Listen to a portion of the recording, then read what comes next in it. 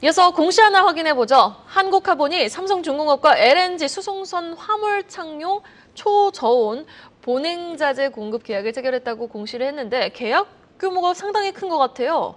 예, 계약 규모가 1,680억 정도인데요. 그리고 이제 제가 몇 번 말씀드렸지만 이런 계약 공시가 나왔을 때 계약 규모도 중요하지만은 이 계약 기간이 언제까지냐. 그래서 연 단위로 환산했을 때 얼마만큼 비중이 있느냐를 동시에 보셔야 되는데 그 연 단위로 환산하면은 한 280억쯤 됩니다. 그러니까 뭐 적지 않은 금액이긴 하고요. 그래서 28년까지 이제 납품한 걸로 이제 발표를 했습니다. 28년 8월 30일까지 납품하는 걸 발표를 했는데 그 뭐 많은 분들이 아시겠지만 LNG 선을 갖다가 수송하고 화물선을 갖다 필요할 때는 LNG선은 이제 영하 뭐 220도에서 날라야 되기 때문에 영하 220도로 갖다가 일정하게 유지한다는 게 어렵거든요. 이제 그런 점에서 그 일종의 보온병 같은 역할을 하는 본행제라고 이해하시면 되고요. 이런 본행제를 우리나라가 지금 LNG선을 사실상 이제 싹쓸이를 수주를 하고 있습니다. 일부 중국에서 수주한 것이 있지만은 그 중국에서 수주한 것은 사실은 중국에서 이제 그 LNG선을 갖다 발주하면서 동시에 이제 우리 중국 자국에 없는 기업으로 이제 발주해달라 요청이 있었기 때문에 중국계 발주를 일부 받은 것이지 그렇게 제외한다면 거의 100% 한국에 있는 우리 조선 3사가 싹쓸이 했다고 보시면 되고요.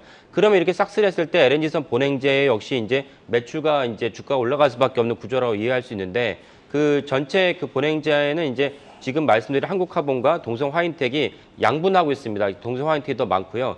근데 이제 오늘의 그 한국카본이 이번 공시에서 중요한 점이 무엇이냐면은 LNG선을 본행제를 갖다가 그 연간 280억 정도 수주를 했던 것도 중요하긴 하지만은 그 한국카본이 4월 20일 날 밀양 공장에서 화재가 났습니다. 화재가 나서 당시에 이제 전체적으로 보면은 전체 생산 시설의 30% 정도 전수했다고 이제 추정이 되는데 그럼 상당히 큰 타격이죠. 그래서 상당히 큰 타격인데 이번에 장기 계약으로 말미암아서 그 타격에서 벗어날 수 있는 계기가 마련됐다. 이렇게 보시면 되겠습니다. 이 점에서 한국카본이 중요하고 근데 4월 20일 날 화재가 나니까 한 20일 지나서 국민연금에서 지분을 한국카본의 지분을 갖다가 일부 늘리면서 지분 목적을 단순 투자에서 일반 투자를 변경을 했습니다. 이 말은 뭐냐면은 한국카본이 좋은 회사긴 한데 왜 화재가 나느냐 이 점을 좀 주주 관점에서 좀 추궁을 하겠다라고 맥락으로 이해됩니다.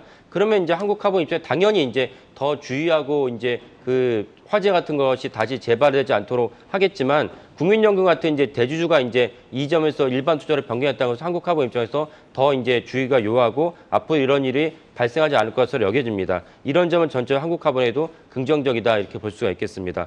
그 이렇게 LNG선이 늘어난 이유는 탄소 중립 정책 때문인데요. 기존에 이제 많은 선박들은 벙커시유로 이제 그 연료를 채웠습니다. 근데 벙커시유가 전체로 퇴출되는 분위기 때문에 LNG선의 수주가 계속 점진적으로 늘어날 수밖에 없는 구조이고 그렇다고 아까 말씀드린 동성화인텍이나 한국카본에 대한 수요와 매출은 늘어날 수밖에 없는 구조다. 이렇게 이해하시면 좋을 것 같습니다.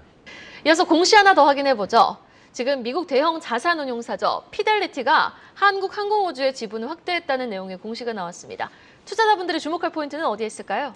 그 피델리티가 일단 투자했다는 것 자체가 뭐 중요한 것이죠. 피델리티는 뭐 제가 누누이 말씀드리지만 다른 어떤 기관보다도 장기 투자를 하고 장기 투자를 하려면 그 기업에 대해서 아주 그냥 현미경식으로 이제 분석하지 않으면 있을 수 없는 일이기 때문에 피델리티가 투자했다는 것만으로도 일단은 안심을 하고 거기에 따라서 이제 같이 이제 병행 투자를 하시면은 피델리티만큼 혹은 피델리티 이상의 수익률을 거둘 수가 있습니다. 왜냐하면 피델리티는 큰 손이기 때문에 빼기가 쉽지 않거든요. 그러니까 그런 점에서 개인 투자가들은 이런 정보를 갖다가 적절하게 이용하시면 좋겠다. 이런 맥락에서 제가 이제 이런 기관들의 그 지분 투자 공시를 자주 언급을 해드린 거고요.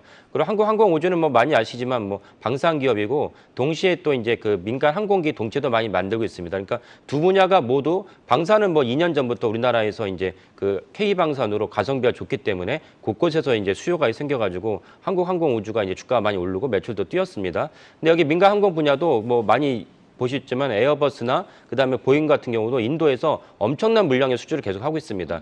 이런 물량을 수주를 하면은 한국항공우주 같은 그 우리나라 기업들도 낙수 효과가 있습니다. 그래서 이런 점도 결국은 전체적으로 엔데믹을 맞았기 때문에 비행과 수조가 계속 뛰었다라고 보시면 되겠습니다.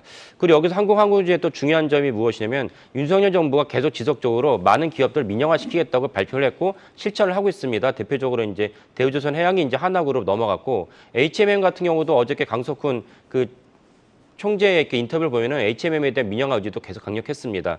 이런 맥락에서 봤을 때 한국항공우주도 결국 이제 민영화를 할 것으로 여겨집니다. 이렇다면 이제 한국항공우주를 갖다 인수할 기업이 어디냐고 본다면 사실상 하나그룹밖에 없지 않느냐라고. 왜냐하면 하나에어로스페이스도 같은 방산 분야이고 설명에서 알다시피 이제 민간 항공 분야도 같이 하고 있지 않습니까? 이런 점에서 이제 항공우주를 민영화시킬 것은 분명한데 시점이 어느냐 그리고 그 인수주체는 어디냐 봤을 때 하나 에어로스페이스가 이제 분명하게 보이는데 시점까지는 적시하지 못하겠지만 이런 맥락에서 이렇다면 사실은 정리식으로 차근차근 투자하시면 어떨까 싶긴 합니다. 그래서 항공우주는 이제 여러 가지 면에서 우호적인 환경이 건설되어 있고 민영화한다면 주가가 한 번 더 점프할 것으로 여겨집니다.